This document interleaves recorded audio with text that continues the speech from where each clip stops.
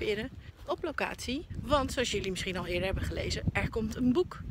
Een Zeeuwse boek. In oktober komt het boek van mij en Johan Katenberg uit over Zeeuwse meisjes. Dus hoe en wat mag ik natuurlijk nog niet vertellen. Maar ik ga jullie wel meenemen in de aanloop naar ons boek toe. Daar loopt Johan met een van de dames die in ons boek komt. Ik heb het interview net gehouden. En je moet er wat van over hebben, want we lopen echt naar het einde van Veren of zo. Ik ga jullie even meenemen. We gaan straks weer naar een ander interview. We hebben er 2 op deze dag gepland. Dat is mijn taak vandaag. Hoe heet dit ding, Johan? Reflectiescherm. Ik hou het reflectiescherm vast. En ik zing een beetje mee.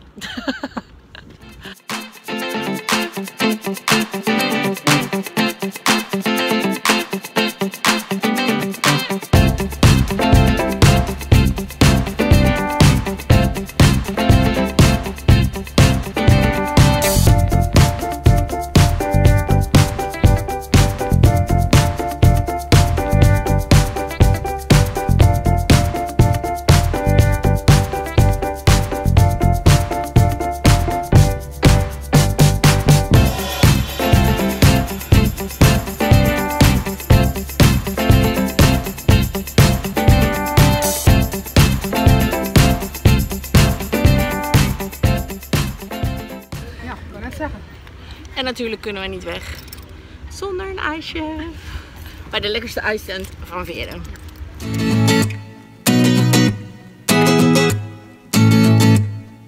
Nou, we zijn nu vandaag op de tweede locatie. We zijn dus bij de oesterij in Ierseke. We staan dus naast de oesterputten. En as we speak gaat degene die wij gaan interviewen en fotograferen de oesterputten in. En dit wordt heel gaaf weer. We gaan zo het interview doen onder het genot van een lekker oestertje. En nu gaan we eerst ons model de oesterput intillen. Kijk. En ik ga jullie natuurlijk weer meenemen tijdens deze tweede shoot voor ons boek.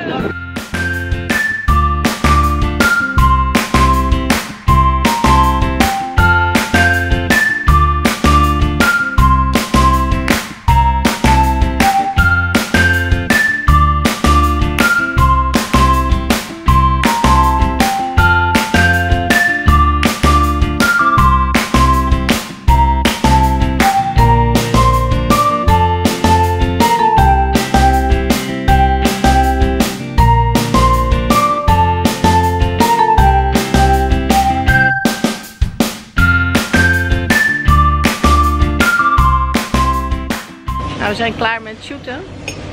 Het was een drukke dag, maar wel een toffe dag. We gaan even een oestertje eten en een wijntje drinken.